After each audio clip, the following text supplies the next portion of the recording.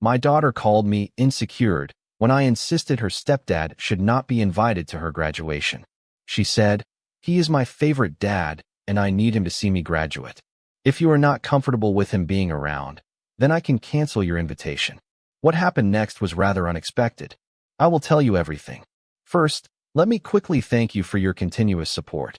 This means a lot to us. If you enjoy the stories we share, kindly subscribe to this channel.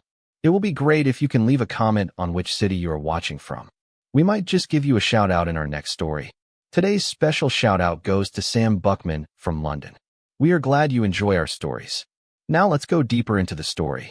I used to think there wasn't a version of my daughter's life that didn't include me standing proudly in the front row, clapping the loudest, maybe even crying a little, when she finally walked across that graduation stage. I raised her, for God's sake. Just me and her, through sleepless nights, hospital visits, scraped knees, and teenage tantrums. I was the one who taught her how to drive, how to tie her shoes, how to tell right from wrong. Her mother left when she was 6, remarried by the time she was 8, and though I never stood in the way of their relationship, I always assumed, naively, I admit, that the title of dad meant something irreplaceable when it came from her lips. That it meant me. But one evening changed that belief forever. We were sitting at the kitchen table, going over her graduation checklist, party logistics, guest list, her gown pickup, photography sessions, the works. I'd already paid for the venue, the decorations, even the open bar she insisted was necessary for her grown and sexy theme. I didn't blink an eye, just handed over the credit card and nodded along. I wanted her to have a day she'd remember. So when I asked, casually, who all she planned to invite, just trying to get a head count for catering, I didn't expect the conversation to take the turn it did. "Well, obviously Mom and Kevin will be there," she said, barely looking up from her phone. "Kevin, her stepdad." I paused, thinking maybe she meant Kevin would drop Mom off or something. But then she added, "I need him there. He's my favorite dad." I think my brain hiccuped. "Favorite dad?" I repeated, not angrily, just stunned. She didn't even flinch. "Yeah," she said, still scrolling. "I mean, I know you're not comfortable with him, but if it's going to be awkward, you don't have to come. I don't want drama on my day." I don't remember much after that. I remember smiling, a hollow, automatic thing, and standing up to clear my plate. My hands were shaking as I rinsed it off. I said something like, "Okay, well, thanks for the clarity," and then I walked out of that kitchen and went straight to my room. I sat on the edge of my bed for a long time, just staring at the carpet, wondering when the hell I'd been written out of my own daughter's story. I didn't sleep that night. I laid there, eyes wide open, trying to count all the times I'd bent over backward for her. All the school plays I sat through alone. The late nights I waited by the door when she was out past curfew. The boyfriends I kept my mouth shut about, even when I wanted to knock their teeth in. I remembered when she was 12 and got her first period, how she sobbed because her mom wasn't around, and I went out at 11 p.m. to buy every brand of pad and chocolate I could find. Kevin wasn't there for any of that. Kevin didn't sleep in a chair beside her hospital bed when she got her appendix taken out. Kevin didn't drive 5 hours round trip to get her home from college when her ride bailed on her. But now, Kevin was favorite dad, and I was the insecure one. That word, insecure, stuck to my ribs like bad meat. She said it with such casual dismissal, like I was just some bitter ex clinging to relevance. I realized then that she didn't see me as her foundation anymore. I was a background character, a financial resource, a placeholder until someone more convenient came along. And I hated that I had let it get this far. I had taught her that I would tolerate anything in the name of love, even being sidelined, even being disrespected. That night, something in me hardened, not out of vengeance, but out of self-preservation. I couldn't keep financing my own erasure. The next morning, I started pulling the strings, quietly, cleanly. I called the event planner and canceled the deposit. I emailed the catering company and halted the order. I called the bank and revoked her access to the card I'd given her. I logged into the Rent app and removed my payment method. I canceled the automatic car note I'd been covering for the past 2 years. Every click, every call felt like a brick placed in a wall between us, one I never imagined I'd have to build. And yet, it felt necessary. Not satisfying. Not empowering. Just necessary. like cleaning out a wound that had been festering for years. I didn't tell her right away. I waited. I wanted her to feel it, not out of malice, but because maybe, just maybe, she'd finally understand what I'd been to her all along. A real father doesn't just pay bills and show up for photos. A real father bleeds in the background, sacrifices in silence, and never asks for credit. But maybe that was the problem. I never asked for credit. I never made her see the cost. And now that I finally said no, I was disposable, optional, replaceable. I didn't recognize the girl who told me to stay home if I was uncomfortable. And I wasn't about to beg for a seat at a table I built from the ground up. I remember the last thing I did that week was send her a text. It just said, "Do what you need to do. I won't be attending. I've withdrawn my support. You can celebrate with your favorite dad." She didn't respond right away. Maybe she didn't think I meant it. Maybe she thought I was bluffing. But that was the difference between me and Kevin. I don't bluff. I show up. I sacrifice. I love with my whole damn heart. But once I'm done, I'm done. And I was done. I thought maybe she'd call. Not to apologize. No, I didn't expect that. But just to ask why. To question the sudden silence in her bank account, the cancellation emails from vendors, the halted rent app notifications. But she didn't. Not the next day. Not the one after. Instead, I watched her Instagram like a fool, seeing her share countdown to graduation posts, stories filled with dress fittings and champagne toasts. Always smiling. Always surrounded by her mother's side of the family. And of course, Kevin. She'd tagged him in a post calling him my rock. That one stayed with me. I'd been the mountain that held her entire world. But apparently, it was the pebble that rolled in halfway through who earned the title. I kept watching, not out of masochism, but because I needed to know who she'd become when she thought I wasn't looking. Every time I saw her laughing in another filtered story, I wondered how deep the disconnect really went. Had I failed that badly as a father? Or had I just done too much, too well, for too long? Maybe I'd been so consistent, so reliable, that I became invisible. There's a danger in being the steady one, the one who never breaks, the one who always fixes.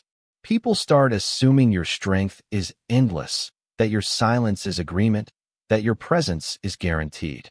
I taught her, unknowingly, that I would always show up, no matter how many times she made me feel like I was just the default setting. I had become the wallpaper of her life, constant, unchanging, and easy to ignore. I tried to keep myself busy, but the quiet was heavier than I anticipated. I sat on the couch longer than usual. I avoided walking past her room, even though she technically hadn't lived here for a while, because the sight of her old posters and the bookshelf I built with my own hands made my throat tighten. I started second-guessing myself, asking whether I'd overreacted. Maybe I should have just sucked it up, showed up to the graduation, clapped politely from the crowd, and let her have her picture-perfect day. But then I'd remember the way she said it. If you're not comfortable, I can cancel your invitation. Not even, maybe we can talk about it. Or, I want you both there. No, I was an option, a negotiable presence. And the second she prioritized someone else's comfort over mine, I realized just how far I'd fallen down the ladder of her life. It wasn't just about Kevin being invited. Hell, I've shared space with the man before. We've stood on opposite ends of Christmases and graduations and birthdays. I never made a scene, never voiced how much it stung to see my daughter cling to a man who didn't raise her. But that day at the kitchen table, it wasn't about Kevin. It was about her choosing him over me, defending him, dismissing me, using words like insecure and drama, like I was some petulant ex instead of the man who gave up his 20s and 30s to make sure she never went without. And when she threatened to revoke my invitation to her milestone moment, that was the last nail. That wasn't just disrespect. That was erasure. I finally opened up to someone about it, a coworker named Lamar. He's got 3 grown kids and has had his fair share of battles with blended family drama. We were eating lunch in the break room when he noticed I was quieter than usual. I gave him the gist, expecting him to say I was being petty. Instead, he put down his fork and said, "Man, people talk about deadbeat dads all the time, but they never talk about the ones who were there," and got tossed aside anyway. That line stuck with me. It wasn't just that she chose Kevin. It was that she tossed me aside like I hadn't spent 18 years showing up. That kind of betrayal cuts deep because it's not about absence. It's about presence that wasn't appreciated. Over the next few days, I stopped checking her posts. I deleted her graduation countdown reminders from my calendar. I forced myself to stop wondering whether she'd call. Because the truth was, even if she did, what could she possibly say that would undo the weight of that kitchen conversation? I had supported her emotionally, financially, and physically for 2 decades. And yet, she had made it clear I was no longer essential. So I began treating her absence the way she treated my presence, like background noise. I unsubscribed from her life the way she unsubscribed from my sacrifices. Not out of spite, but out of sheer exhaustion. Still, there were moments I'd catch myself staring at her baby pictures, ones I kept framed on the hallway shelf. Her gap-toothed smile, the curls I used to carefully detangle every Sunday evening, her tiny hand wrapped around my thumb. I'd whisper, "Where did you go?" Like she was some missing person I was still trying to find. But the girl in those photos wasn't the same woman who looked me in the eye and said I could stay home if I was uncomfortable. Somewhere along the line, we grew apart, and I hadn't even realized it until she was already gone. One night, I sat outside on the porch, just me and a bottle of something strong. The stars were out, and the air had that early summer warmth that usually signaled celebration. Instead, it felt like mourning. I thought about all the other parents posting cap and gown selfies, gushing about their graduates, planning parties. I wondered how many of them had sat in the dark, like me, questioning whether everything they gave had been worth it. I didn't regret being her father. I never would. But I did regret not standing up for myself sooner. I had spent so long prioritizing her feelings over mine that I didn't realize how much of myself I'd handed away without receiving anything back. That night, I deleted the last reminder from my phone. Order cake for graduation party. It felt symbolic, like closing the door on something that had already slipped away. I didn't cry. I didn't get angry. I just stared at that glowing screen for a moment, hit delete, and whispered, "No more." Because that's what it came down to. No more one-sided loyalty. No more financing disrespect. No more hoping someone would value me just because I'd earned it. I was done teaching people how to treat me by letting them walk all over me. If my daughter wanted to choose Kevin, she could, but she'd have to do it without me. The morning of her graduation felt oddly silent. There was no buzzing alarm, no scramble for a camera or keys, no last-minute ironing of a button-down shirt. Just me, in the kitchen, pouring black coffee and pretending this was just another Saturday. But it wasn't. It was the day my daughter would walk across the stage, without me. I'd imagined this day for years, thought I'd be there in the front row, maybe even get a little choked up as her name echoed across the auditorium. Instead, I was in sweatpants, barefoot on cold tile, scrolling past people's graduation posts while trying not to care. But caring came naturally. It always had. And even in that moment, I hated how much I still did. I didn't text her good luck. I didn't send a card or a quick proud of you message. It wasn't out of malice. It was because I'd already told her I wasn't coming. I'd made my boundary clear, and I wasn't about to chip away at it just to save face. She wanted to celebrate with her favorite dad, and I wasn't going to interfere with that. Still, part of me imagined what it looked like. Did Kevin stand beside her for pictures? Did she introduce him to her professors, her friends, as her dad? Had she really replaced me in her story that cleanly? I pictured him in one of those ill-fitting suits, standing proudly beside her while she wore the cap I paid for and posed in the dress I'd funded before pulling the plug. The image made me sick. By noon, I started getting texts, not from her, of course, but from people who assumed I'd be there. My cousin Michelle sent a group message with a photo of the ceremony. She looked beautiful. So proud of her.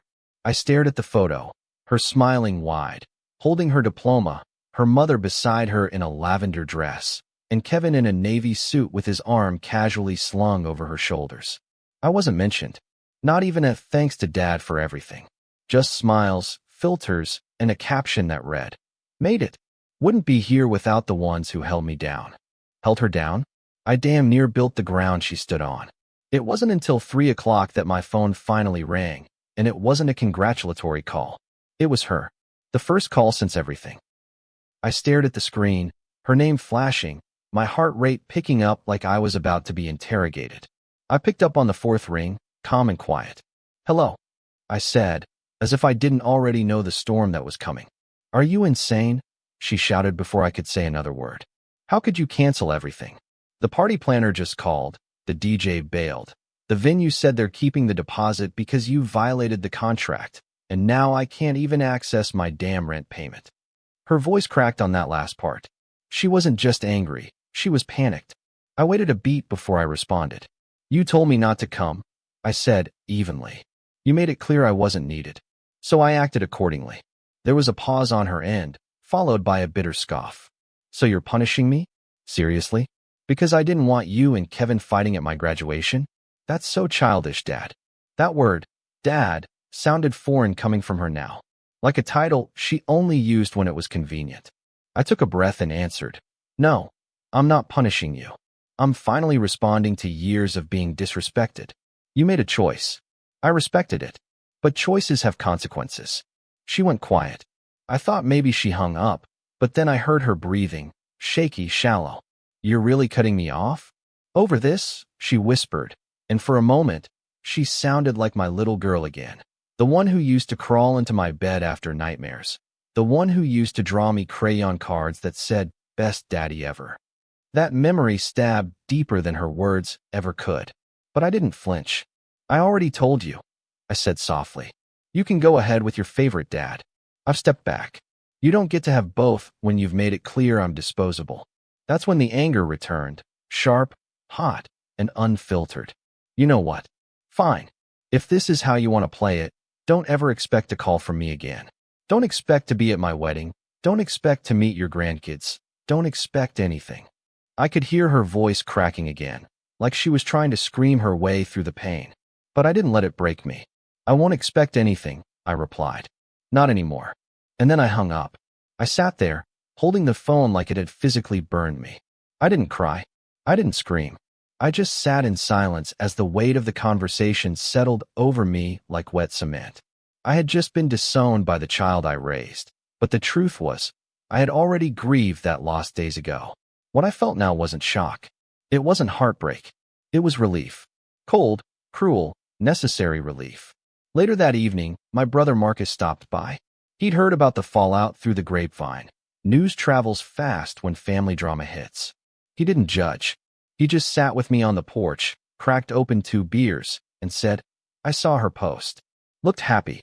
I nodded, taking a sip. She didn't need me there. Marcus turned and looked at me hard. Nah, man. She needed you. She just didn't know it. That's the difference. I didn't respond. I didn't know how. I just watched the sun start to dip behind the trees and thought about how sometimes love means stepping back, especially when the person you love no longer sees your worth. That night, I slept. Really slept. For the first time in weeks, I didn't toss or turn or wake up thinking about party plans or floral centerpieces or whether Kevin would wear a stupid boutonniere to match her corsage. I just slept, deep and undisturbed. And when I woke up the next morning, I didn't reach for my phone to check if she had texted. I didn't scroll through photos. I made coffee, stepped out into the morning air, and let myself enjoy the silence. Not because I wanted to be done with her, but because she'd already been done with me. I was just finally catching up. I thought the worst was over after that phone call. I figured we'd both said what we needed to say, and that was it. A clean break, a painful but necessary rupture. I underestimated how loud silence can get when it starts echoing through other people's mouths. By Monday morning, the backlash had already begun. It started with a vague post from her mother on Facebook. Some people only love you when you obey them. But real love doesn't come with conditions. I knew it was about me. The timing, the wording, it wasn't subtle. Comments poured in beneath it. People I hadn't seen in years suddenly chiming in with words like toxic and narcissistic. Funny how quickly folks become licensed therapists when they only know one side of the story. Then came the calls. First, from my cousin Renee, always the family's self-appointed mediator. Hey, she said in that careful voice people use when they're trying not to pick a side, but already have. I just wanted to see how you're doing. I heard what happened. I mean, I don't know everything, but did you really cancel her party? I told her I wasn't going to explain myself. Not anymore. Anyone who had my number knew who I was. They knew how I showed up, how I gave, how I sacrificed. If they chose to believe some dramatic social media narrative instead of picking up the phone to hear my side, then they didn't deserve my peace. Well, Renee sighed. I just hope things cool off soon. She's young. You know how girls can get when they're emotional. I nearly laughed at that. Emotional? As if I hadn't been choking back my own grief every night since she said I could stay home. But it didn't stop there. My Aunt Sylvia called next. Mom sighed. She's never liked my daughter's mother. But even she had something to say. You didn't have to go that far, baby, she said, like I was still 15. I get it, I do. But you raised that girl. You don't want to throw it all away over some temporary feelings. Temporary feelings? That phrase rang in my head long after I hung up. What was temporary about being told I was unwanted? What was fleeting about being told to stay home so another man could take my place? These weren't emotional outbursts. These were decisions. Words chosen. Lines crossed. And now everyone wanted me to be the one to walk it all back, to be the bigger man. I'd been the bigger man for 2 damn decades. I was tired of standing tall while people trampled my dignity. Even Marcus, my brother, my confidant, started to waver. One night over dinner, he asked, "You sure you don't want to just talk to her one more time?" I looked up from my plate, chewing slowly before answering. What would I say? That I'm okay being replaced? That I forgive her for saying I was optional? That I'll still pay for her life while she erases me from it? He didn't have a reply, just nodded, took a sip of his drink, and let it be. But the question lingered, because part of me did want to talk to her again. Not to reconcile, but to understand. To know what made her so quick to cast me aside. Was it resentment? Influence from her mother? Some buried anger I never saw coming? Or had I simply given her so much that she forgot how to appreciate it? What hit hardest wasn't the social fallout. It wasn't the whispers, the judgment, or even the phone calls. What hit hardest was seeing how easily my daughter adapted. Her posts didn't stop. Her party still happened, just smaller, at her mom's house, from what I gathered. Photos of Kevin and her cutting cake together surfaced a few days later, along with a caption that read, "Sometimes it's the people who choose you later in life who love you the most." That one cut deeper than all the others combined. I stared at it for a long time, wondering if that was her way of telling the world I was never enough. That my years didn't matter because someone else showed up with smiles and smooth talk after all the hard work was already done. But in all the noise, all the criticism, one voice surprised me. It came from Naomi, an old neighbor and close family friend. She showed up at my door one afternoon with a Tupperware of baked chicken and rice, like it was still 2009 and I was a single dad struggling to make rent. "I heard what happened," she said, walking in like she still owned the place. "And I just want you to know, you did the right thing." I looked at her, skeptical. "You're the first one to say that." She sat at the table, pulling off her coat. "Because they all want you to keep performing. You raised that girl with everything you had. If she can't see your value without your wallet open, then she needs to sit with that loss for a while. You're not cold. You're just done begging to be appreciated."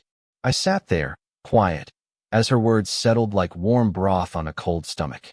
That conversation stuck with me for days. Naomi had known my daughter since she was in kindergarten. She used to watch her when I worked doubles. If anyone knew the cost of my love, it was her. And hearing her validate my choice reminded me that I wasn't crazy, that this wasn't some emotional outburst. This was a long time coming. I had tolerated the slow fade, the diminishing thank yous, the conditional love. I had taught my daughter, accidentally, that I would never walk away. And maybe that was the most dangerous lesson of all. By the end of that week, I decided to log off social media completely. The posts, the tags, the indirects, they weren't worth my peace. I didn't need to read another paragraph about how she was healing from abandonment, while still living off the furniture I bought and the tuition I once covered. I was done keeping receipts. I was done justifying my boundaries to people who never had to live my sacrifices. Let them call me bitter. Let them call me cold. Let them call me anything but invisible, because I finally made sure they saw me, even if it was in my absence. It's amazing how loud silence becomes when you finally realize it's not a pause, it's a decision. After the chaos of the graduation week, the messages, the passive-aggressive posts, the arguments and assumptions, everything just stopped. No more phone calls. No more texts. No more social media jabs. It was like she'd taken a pair of scissors, and cut the last thread that tied her to me. And I'll admit, at first, the quiet felt like a punishment. I kept checking my phone out of habit, not hope. I wasn't expecting an apology, but I think I was still holding on to the fantasy that some piece of the daughter I raised, the one who used to crawl into my lap and fall asleep during thunderstorms, might reach out, if only to say, "I didn't mean to hurt you." But that message never came. Instead, I filled the silence with routine. I woke up, made breakfast, read the news, cleaned out the garage, finally tossing old boxes of her childhood toys and school projects I'd held on to like sacred artifacts. I had always imagined handing them to her one day, watching her eyes light up as she rediscovered pieces of herself through the years I preserved. But now, those boxes just felt like evidence in a case that no longer mattered. I didn't throw them out in a rage. I didn't cry. I just packed them neatly, taped the flaps shut, and moved them to the attic, where forgotten things go to rest. It felt like the first honest step toward accepting the truth. My daughter wasn't coming back. Not the way I knew her. And yet, there was something oddly liberating about that acceptance. I didn't realize how much of my life had revolved around her, her schedules, her crises, her needs. I had built my identity around fatherhood so fully that once it fractured, I didn't know what was left. But slowly, I began to rediscover the man beneath the parent. I went for walks without checking my phone. I started cooking meals for myself again, not just microwaving leftovers after she'd taken the best parts. I even dusted off an old guitar I hadn't touched in years, strumming out chords with clumsy fingers but a clearer mind. It wasn't joy exactly, but it was something close to peace. Not the kind that comes from resolution, but the kind that rises when you stop bleeding for someone who won't even notice the stain. It was during one of those quiet mornings, 2 weeks after the call, that I got a message from someone I never expected, Kevin. At first, I thought it was a joke. But there it was, a short email with a subject line that just read, "I need to say something." I hovered over the message for a long time before opening it. The body was short, but it was enough to change everything. He said he hadn't wanted to get involved, but he felt like I deserved to know that the things being said about me, publicly and privately, weren't the full truth. He'd overheard my daughter talking to a friend, saying things like, "My dad thinks he owns me just because he paid for stuff," and "I don't owe him a spot in my life just because he raised me." But what struck me most was what Kevin added at the end. "I know I'm not her real father, and I never tried to be. I respect what you did for her, and I don't want this situation to destroy you. You didn't deserve that." I sat there, staring at the screen, my jaw clenched so tight it ached. I didn't know whether to be angry or grateful. Kevin wasn't absolving himself. Hell, part of me still resented the ease with which he'd stepped into the spotlight. But he had acknowledged something that no one else had, that I mattered, that my role, my years, my effort, weren't some footnote to be edited out of her story. And as much as I wanted to hate him, I couldn't. Because in that moment, he gave me something my own daughter couldn't, validation. That night, I printed the email. I didn't respond to him. I didn't know what to say, and I wasn't ready to open any doors, even to civility. But I folded that paper and placed it inside one of the boxes in the attic, the one with her hospital bracelets and her kindergarten art, not as a keepsake, but as a record, a reminder that I wasn't delusional, that I hadn't imagined the bond we used to share or the effort I poured into her life. It had been real, even if it wasn't remembered, even if it wasn't returned. The next morning, I received a call from an unknown number. I let it go to voicemail. It was her friend Tasha, the one who used to spend summers at our house, raiding my fridge and calling me Pops. Her voice was hesitant. "Hey, Mr. Green, I just wanted to say I'm sorry. I didn't know things got that bad between you and, well, I just want you to know, some of us remember. Like, really remember. You were always there. And I hope you're okay." That one got to me. Because it proved something I hadn't realized I needed to hear. That someone saw me. Someone remembered the father I was, not the man I was accused of being. From that point on, the silence stopped feeling like exile and started feeling like clarity. I no longer felt like I was missing out. I wasn't standing in the rain, waiting to be let back in. I had left the building. I had found the exit. And while there was still pain, because there always is when love gets amputated, it no longer dictated my days. I started thinking about what the next chapter of my life could look like. Maybe travel. Maybe dating again, even though the idea still felt foreign. Maybe writing. I didn't know. But for the first time in years, I knew it wouldn't revolve around being a lifeline for someone who didn't want to be saved. In the end, her silence became a mirror. It showed me who I'd been, what I'd allowed, and who I could still become. I didn't hate her. I just didn't chase her anymore. And that made all the difference. I knew the silence wouldn't last forever. People like my daughter, people who are used to you always being there, always folding first, don't let go because they've accepted the loss. They let go to test your limits, to see if you'll crawl back. And so, 3 weeks after the fallout, just as the dust had fully settled and my nights were finally quiet, the phone rang again. Her name lit up my screen like a spark I didn't ask for. I stared at it for a few seconds, thumb hovering over the screen, heart still, not racing, not breaking, just still. I answered, not because I wanted to hear her voice, but because I needed to hear what version of the truth she would bring this time. She didn't start with hi. She started with, so, I've had time to think. Her voice was flat, rehearsed, like she'd been practicing the call in her head for days. And I just want to say, I didn't mean to make you feel like you didn't matter. That wasn't my intention. But I also think you overreacted. I mean, you disowned me. That was extreme. I let her finish, resting my elbow on the kitchen counter, listening more to the tone than the words. There was no apology in her voice. No ownership. Just discomfort, like the silence had become too loud for her comfort. I finally responded, voice steady. No, sweetheart. I didn't overreact. I finally reacted. There's a difference. She let out that familiar exhale, half laugh, half scoff. Dad, come on. I said something stupid. People say things when they're stressed. I didn't mean to hurt you. You just took it too far.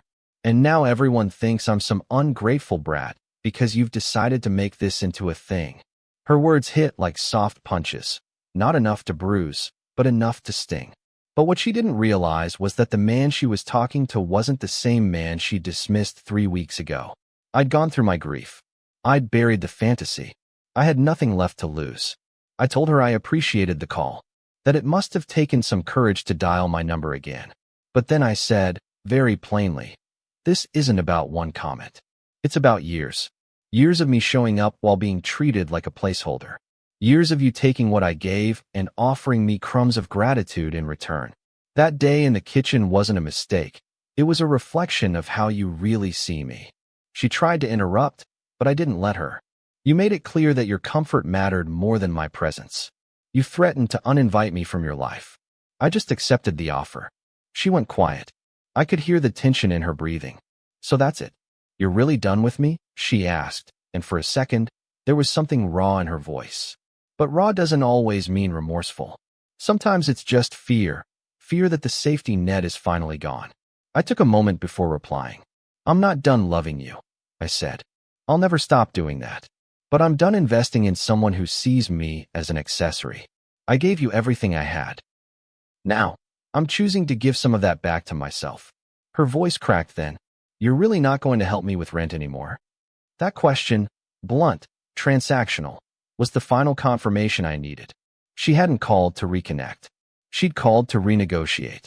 Not love. Not accountability. Logistics. No, I said quietly. You'll figure it out. You're strong, smart, independent. Isn't that what you said you wanted to be? She tried to laugh again, but it came out hollow. Wow. So I really don't have a dad anymore. I shook my head, even though she couldn't see it. You do.